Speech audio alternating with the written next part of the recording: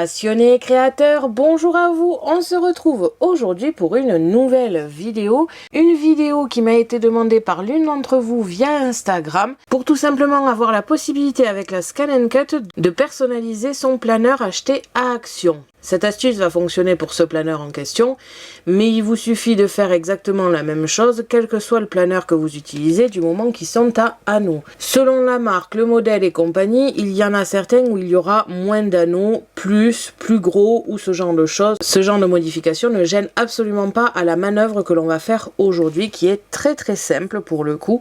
Là où ça se complique un petit peu plus, c'est après sur la réalisation via Canva Workspace, mais comme vous allez le voir, c'est un petit peu plus facile une fois qu'on a un peu les repères. Personnellement, j'avais gardé ce petit papier ici qui était juste là en présentation du planeur. Je l'avais gardé justement pour pouvoir faire mes tests. C'est beaucoup plus facile que sur des papiers qui sont découpés, fins, blancs, pas forcément hyper visibles, ou alors la partie transparente ici n'est pas très pratique à mesurer non plus. Donc j'avais gardé cette feuille. Cependant, si vous n'avez pas gardé cette feuille, ce n'est pas grave. Il vous suffit de prendre une des feuilles blanches et d'avoir de bons yeux. Au niveau des modifications, j'ai effectué plusieurs choses. J'ai fait quelques pages qui me concernaient moi, donc je ne vais pas vous les montrer ici, mais j'ai aussi adapté les feuilles qui étaient dans le classeur de chez Mr. Wonderful, il me semble. Je les ai tout simplement adaptées pour ce planeur ici. Comment j'ai fait ça? J'ai tout simplement découpé le plus possible pour couper les trous des classeurs, mais en gardant un petit peu de marge ici sur le côté. Et ensuite, j'ai tout simplement découpé dans du papier scrap d'Action, de côté comme ici, pour que ce soit décoré des deux côtés et que ce soit joli, avec les fameuses découpes que l'on va apprendre à faire aujourd'hui. À savoir que je vous conseille vraiment des papiers un peu plus fins que ce que j'ai utilisé. Les papiers 30 par 30 d'Action sont un peu épais, et donc comme j'avais beaucoup de feuilles à remettre dedans, ça m'a pris beaucoup de place, ce qui fait que j'ai dû supprimer au fur et à mesure les mois qui étaient passés. Là encore une fois, j'ai pas supprimé mars, avril, mai, juin, mais il va falloir que je le fasse, comme ça laisse encore plus de place. Sinon, ça a du mal à naviguer. Donc vous allez pouvoir faire cette astuce là, mais il vous faut faire attention à l'espace du planeur qui lui n'est pas trop négociable pour le coup. Donc en termes de modification, comme je vous ai dit, j'ai surtout fait des feuilles comme ici adaptées du classeur que j'ai ensuite retravaillé pour ce planeur ici. Ça concerne tous les autocollants qui étaient fournis dans le classeur. J'ai aussi réalisé ce genre de petite affiche ici, encore une fois avec l'astuce du début, tout simplement parce que je trouvais ça très joli. Et c'est mes idées cadeaux pour les fêtes de Noël en règle générale, mais j'y mets aussi les idées cadeaux pour les anniversaires et compagnie, donc avec qui, quoi et combien ça coûte, comme ça je sais tout. Et je ne marque pas forcément que les idées dont je suis sûre que je vais acheter, je vais aussi marquer les idées qui me viennent, comme ça si un jour je les achète, si je les achète pas, je les achète pas. Mais l'avantage c'est que ça me permet d'avoir tout un tas d'idées pour longtemps, et ça j'apprécie énormément. La page suivante, je ne vous la montre pas, mais c'est tout simplement les numéros de téléphone que je souhaite garder. Le téléphone c'est très bien, mais quand on change de téléphone, qu'on veut être sûr d'avoir tous les numéros et compagnie, j'aime bien avoir mes contacts en papier et avec quelque chose qui ne va pas être supprimé si jamais il y a une erreur de données. Là encore une fois, je l'ai imprimé en faisant des modifications sous OpenOffice il me semble, ou Word. J'ai la même barre ici qui a été créée avec Canva Workspace, et je l'ai en plus plastifié, comme ça je suis sûre de ne pas perdre mes contacts. Et comme je vous l'ai dit, il y a le numéro de téléphone, l'adresse si je l'avais, les dates d'anniversaire si je les avais aussi, bref, tout ce que je mets dans mon téléphone, je le mets aussi sur cette feuille ici. Le suivant ici, dans la même idée, ce sont tous mes mots de passe et les sites sur lesquels il y a ces identifiants et mots de passe, pour que je ne les perde pas. Encore une fois, ça me permet d'avoir un contrôle sur mes mots de passe assez rapidement, plutôt que d'avoir quelconque application sur le téléphone. Et en plus de ça, on ne sait jamais si le téléphone ou l'ordinateur venait à ne plus fonctionner en même temps, admettons, j'ai toujours un endroit où j'ai mes sites favoris avec les identifiants et mots de passe. Encore une fois imprimé, j'ai rajouté ici la petite bande qui va sur le planeur et je l'ai plastifié. Une nouvelle fois des feuilles ici prises de sur le classeur que j'ai adapté avec les petites bandes ici. Sur la page de garde ici que je n'ai pas décorée, je compte le faire mais je ne l'ai pas encore fait. J'ai rajouté ici avec du double face les petits post-it marque-page qu'il y avait encore une fois dans le classeur. Je les ai juste collés avec du double face parce que ça avait tendance à se décoller.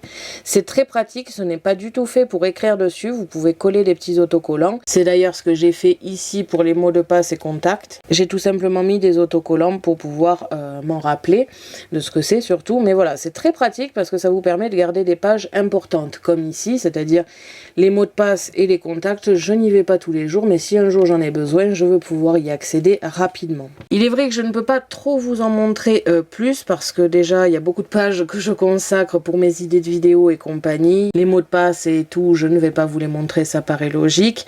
Et il y a très peu de pages à l'heure actuelle que j'ai réellement modifiées, dessinées et compagnie. Je pense surtout me concentrer là-dessus pour l'année prochaine parce que l'avantage d'avoir la configuration de ces attaches, c'est qu'on va pouvoir faire nos propres pages, nos propres jours avec les décorations que l'on veut. Et je pense d'ailleurs qu'avec ma tablette graphique, je vais pouvoir un petit peu m'amuser. Mais à l'heure actuelle, je n'ai pas vraiment fait de page bien spécifique à part les mots de passe et compagnie. Donc voilà un petit peu le style que je me suis fait pour l'instant. Comme je vous l'ai dit, ce n'est pas encore terminé. C'est encore en étude, on va dire. Et en plus de ça, c'est vrai que ces derniers temps, je l'utilise très peu. Mais voilà, dans l'idée, c'est surtout pour les années prochaines que ça va me servir à pouvoir le modifier et mettre l'organisation que je veux à l'intérieur. On va pouvoir maintenant passer à comment modifier son planeur. J'ai pris ici un petit post-it du planeur en question et je vais pouvoir faire mes mesures pour pouvoir ensuite les retranscrire sur Canva Workspace. La première mesure que l'on va effectuer, c'est l'attache en elle-même. Comme ça sera déjà fait et ensuite nous calculerons les espaces qu'il y a entre chaque attache. L'attache est constituée de deux choses, on va dire un petit rectangle et un demi-cercle. Si on le regarde, il suffit de le voir. C'est un petit bâton ici avec un demi-cercle. Quand vous travaillez sur Canva Workspace, je vous conseille toujours de rapprocher toutes les formes que vous voyez à des formes géographiques. Là, en l'occurrence, on peut faire un petit rectangle et un demi-cercle, ça ne posera pas de soucis. On va donc calculer les choses comme si c'était un rectangle et un demi-cercle. On va donc calculer le rectangle qui fait environ 5 mm de longueur sur 2 mm de hauteur. J'ai noté cette étape, je vais maintenant faire la même chose avec le demi-cercle. L'avantage de calculer ça comme un demi-cercle, il va s'agir du rayon et vous allez plus facilement avoir la mesure. En l'occurrence, c'est un rayon de 4 mm. Vous allez donc prendre un cercle de 8 mm et le couper en deux. Une fois qu'on a ces mesures, on va pouvoir faire l'attache directement sur Canva Workspace. Je vais maintenant calculer les espacements entre chaque. On va d'abord commencer par l'espace en haut et en bas. Ici, on peut voir qu'il y a un espace de 2 cm en haut. Je prends donc un autre post-it. Je vais marquer 2 cm en haut. Je calcule en bas, voir si c'est la même chose. Je vois que oui. Donc 2 cm en bas. À quel endroit je mesure? Je vais mesurer ici, bon, en haut, ça paraît logique, à la partie la plus haute, c'est-à-dire la partie la plus droite, jusqu'au haut de mon demi-cercle, car sur Canva Workspace, quand vous allez faire votre espacement, ça va calculer au bord de votre forme la plus large, c'est-à-dire le demi-cercle en question. Je vais donc mesurer du haut ici, au demi-cercle en haut ici. Et en bas, la même chose, je vais mesurer d'en bas au demi-cercle en bas. Et pour les espacements entre, je vais faire les deux demi-cercles à la partie la plus large. À ce que je vois, ils sont tous espacés de 1,9 cm.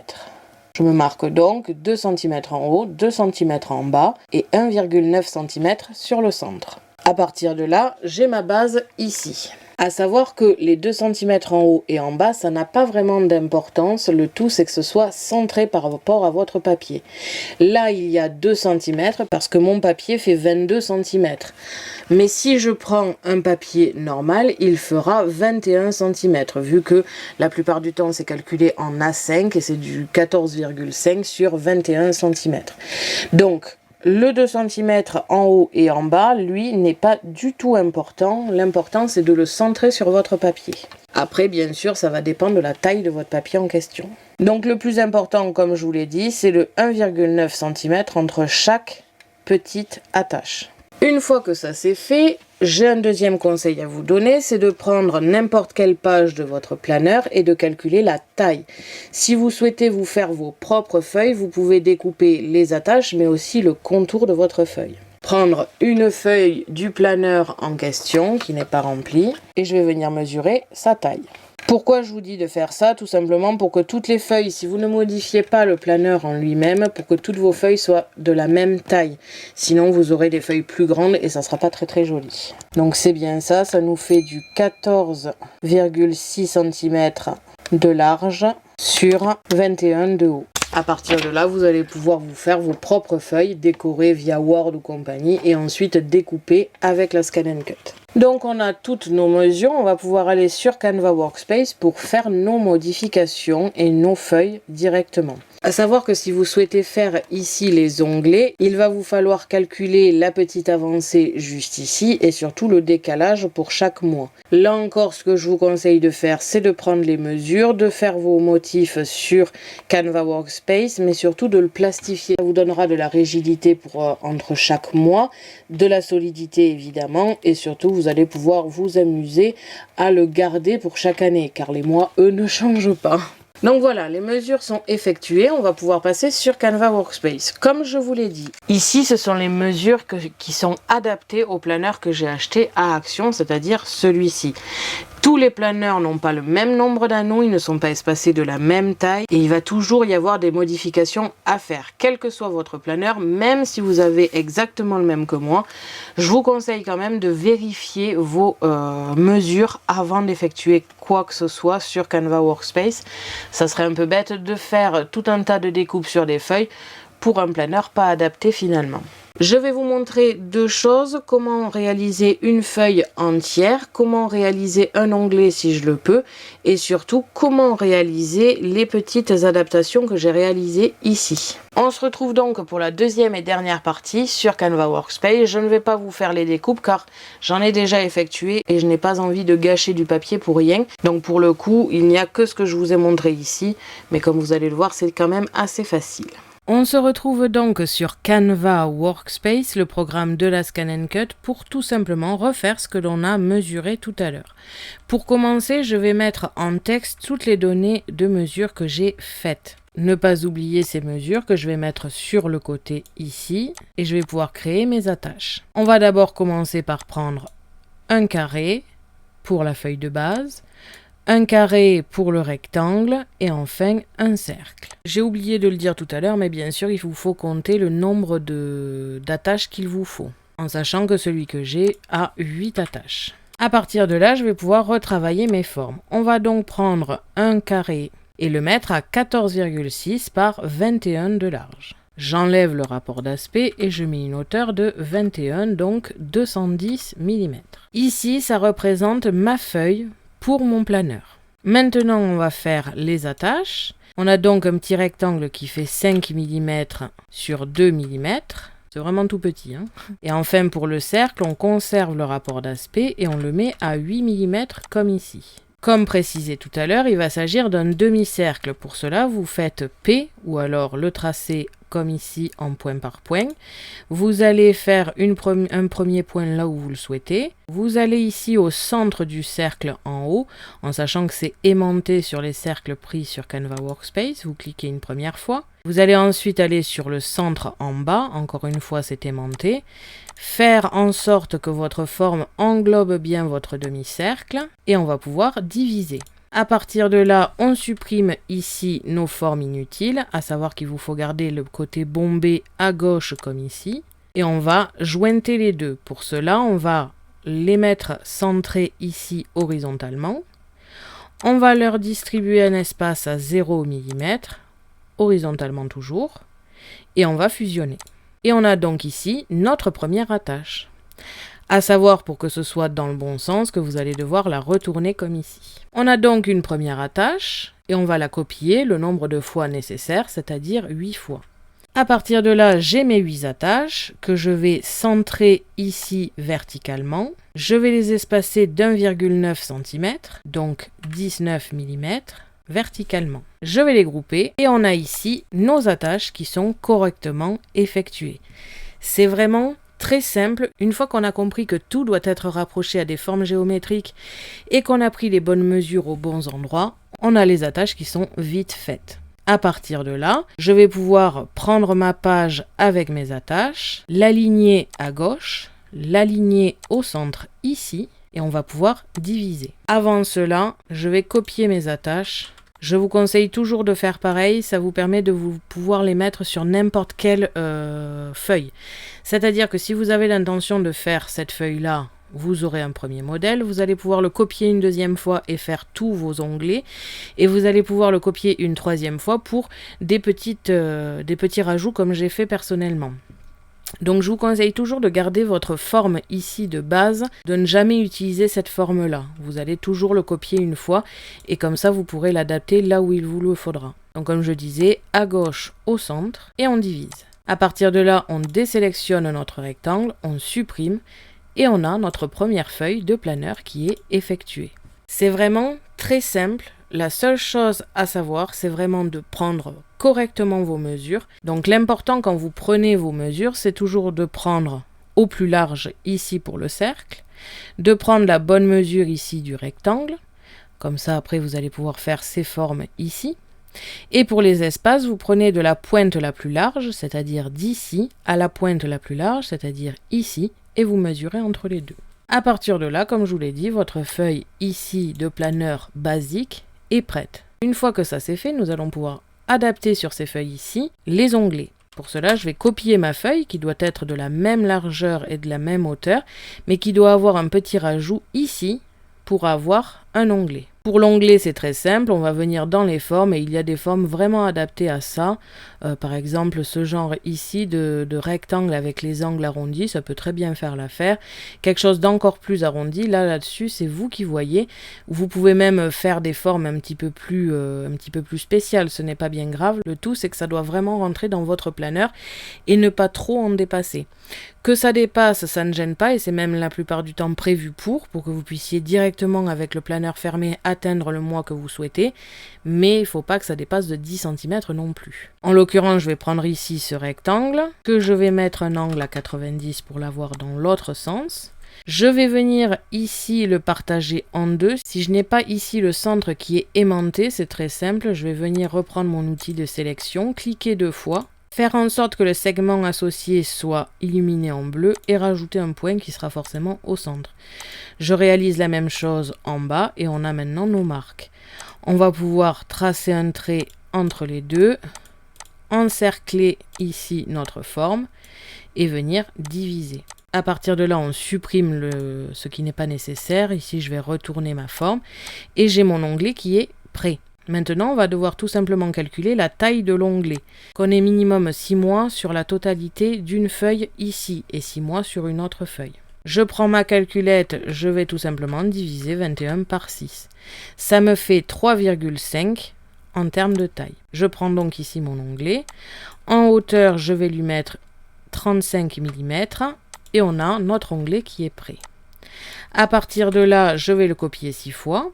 Je vais venir le centrer verticalement, l'espacer à 0 verticalement toujours, et on a donc nos onglets qui sont prêts. On va là encore une fois multiplier par 6 notre feuille.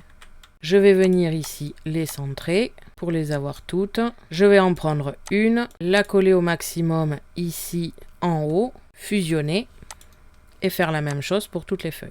N'oubliez jamais que cela fait 35 ici de large. Donc ensuite, pour les suivants, il va falloir calculer à chaque fois de le baisser de 35 et ainsi de suite. Ici, je vais espacer à 0 ici et je vais espacer à moins 35. Ici, ça me le met en haut. Je vais donc multiplier 35 par 2. Ça me fait 70. Et j'ai mon second onglet. Je le fusionne et je passe à la feuille suivante. J'étais à 70. Je vais donc le passer à 70 plus 35, c'est-à-dire 105, comme ici. Je mets un espace à 0 horizontalement et je fusionne. Je viens prendre une autre feuille, j'étais donc à moins 105. Je rajoute 35, ce qui me fait 140, toujours en hauteur. 2 zéros ici horizontalement, je fusionne. On met 2 zéros, j'étais à moins 140. Encore une fois, je rajoute 35 à ce chiffre-là.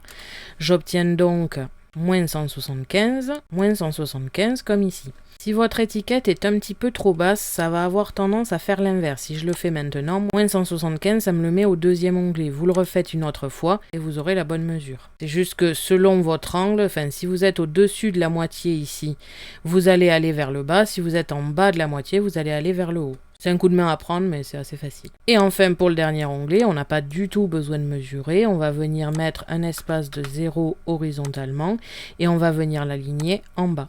Et encore une fois, on fusionne. On a nos onglets qui sont parfaitement positionnés et on va pouvoir les découper et ensuite marquer janvier, février, mars, avril, mai, juin. À savoir que pour juillet, août, septembre, octobre, novembre et décembre, vous n'avez pas besoin de faire quelque chose de différent, vous doublez ces feuilles-là.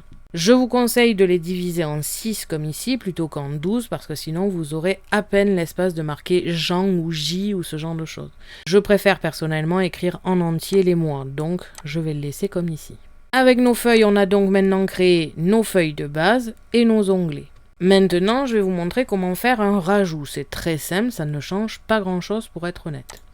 Je vais venir prendre un rectangle ou un carré, là-dessus ça n'a aucune importance. Je vais venir mettre une hauteur à 21 cm parce que ça ne change pas. Et la largeur n'a pas besoin d'être aussi grande étant donné que c'est qu'un rajout, c'est-à-dire qu'en principe vous aurez déjà une feuille qui a besoin d'être adaptée à votre papier.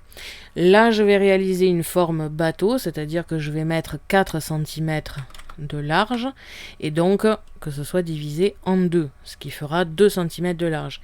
Mais en réalité ça va surtout dépendre de vos feuilles déjà faites parce que vous allez ajouter à votre forme déjà faite pour obtenir les 14,6 cm de large d'une feuille basique. Si votre feuille, même une fois pas mal découpée, fait plus que ça, alors ça dépassera légèrement de votre planeur. Après, c'est à vous de voir si ça vous convient ou non. En gros, maintenant, je vais réaliser une forme de 2 cm, vu que ça va être du 4 cm divisé par 2. Donc on va avoir 2 cm de large. Il faudrait que ma feuille adaptée soit de 12,6 cm. À savoir tout de même que je vous conseille de les faire un peu plus grandes que 12,6 cm. Il faut que ça fasse minimum cette taille-là et maximum 2 cm pour tout simplement avoir l'espace pour coller. C'est un petit peu compliqué comme ça, mais vous allez voir à le faire, c'est assez simple. C'est juste que il vous faut faire quelque chose qui fasse au final 14,6 cm de large, mais que vous ayez quand même une petite attache pour pouvoir coller ici les deux parties à droite et à gauche de notre petit onglet rajout. Une fois qu'on a notre forme ici de 2 cm, enfin là en l'occurrence elle fait 4 cm, je vais venir ici rajouter des points au centre. Je vais venir prendre mon tracé en point par point et tracer une petite barre entre les deux qui sera ma ligne de pliage. Pour cela, je vais tout simplement mettre les troisièmes pointillés comme d'habitude. Je groupe le tout et on a donc ici notre forme qui est prête à l'usage. À partir de là, je vais avoir besoin de mes attaches en sachant que je vais en avoir besoin de 2. Comme je vous l'ai dit, je garde toujours mon modèle ici de base en plus. Je vais donc venir retourner ma forme, centrer les deux, espacer à 0 et fusionner. Pourquoi j'ai besoin des deux formes comme ici? Parce que comme je vous l'ai dit, c'est une forme qui va être pliée en deux pour avoir une décoration des deux côtés, pour qu'elles se rejoignent une fois les deux pliées. La suite est très simple, on va venir sélectionner les deux, centrer les deux et diviser. Pour diviser, je dois dégrouper ici mes pointillés, je vais venir ici diviser. Je désélectionne mon rectangle et je supprime les formes qui me restent car ça a été découpé. À partir de là, vous avez plusieurs solutions. Soit vous n'avez pas trop envie de chercher et vous laissez les pointillés comme ici, vous vous en foutez un petit peu si ça passe à l'intérieur, ça sera de toute façon, une fois découpé, ça va être enlevé ces parties-là. Soit vous vous prenez un petit peu la tête et il va falloir faire avec le point par point des jointures entre chaque, comme je le fais ici.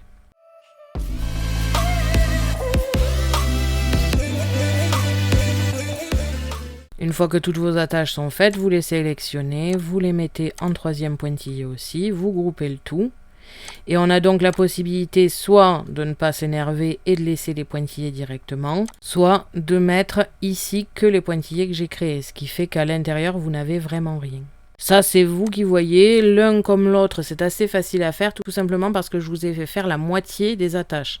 Ce qui fait que quand vous allez les doubler, les retourner et les jointer entre toutes, elles vont créer le point qu'il y avait sur le côté. Donc c'est très facile. Il va y avoir un petit aimant ici en haut, vu qu'on l'a créé au début. Il va y avoir un aimant au milieu ici, et ainsi de suite pour chaque attache. Une fois que vous avez choisi votre système, on va venir ici grouper le tout. On peut supprimer le surplus ici. Et on a donc créé des onglets, des pages normales et ici un petit rajout qui vous permet de l'adapter à n'importe quelle feuille. Encore une fois, que ce soit la largeur ou la hauteur de ce rajout, ça va dépendre de vos feuilles de base. Si vos feuilles ne font pas 21 cm de haut mais 22, 20 ou ce genre de choses, il va falloir adapter.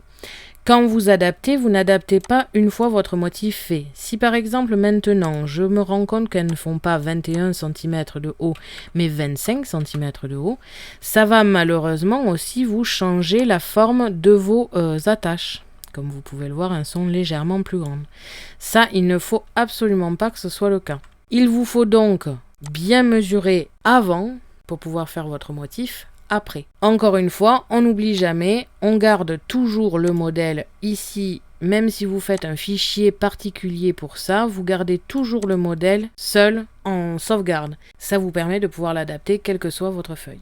Comme vous pouvez le voir, ce n'est pas bien compliqué, on vient de créer une feuille de base, des onglets et ici un rajout. Là où ça va être un petit peu plus compliqué, mais là je ne vais pas vous l'expliquer en réalité aujourd'hui, c'est de pouvoir adapter vos feuilles faites sur Word ou OpenOffice ou ce genre de choses et ensuite de les découper parce qu'évidemment quand vous allez faire vos feuilles vous allez donc avoir 14,6 cm par 21 cm qui s'adapte donc à peu près à 2 feuilles par papier A4 et il va donc falloir bien faire votre papier A4 ici pour que ce soit correctement positionné. Cette partie-là est un petit peu plus compliquée, je l'avoue, mais là, la partie où vous faites vos feuilles comme ici, c'est très très simple, je peux vous l'assurer. La partie explication sur Canva Workspace est maintenant terminée et j'espère que cela vous aura plu. Donc voilà, la vidéo est maintenant terminée, j'espère qu'elle vous aura plu et qu'elle vous aura aidé. Et on se retrouve donc la semaine prochaine pour une nouvelle vidéo Scan & Cut. Merci à tous d'avoir regardé ma vidéo, n'hésitez pas à me poser des questions ainsi qu'à me dire en commentaire ce que vous pensez de cette vidéo. Je vous invite à me suivre sur mon blog ainsi que mes réseaux sociaux que vous pouvez retrouver dans la description de la vidéo. À la prochaine pour de nouvelles créations.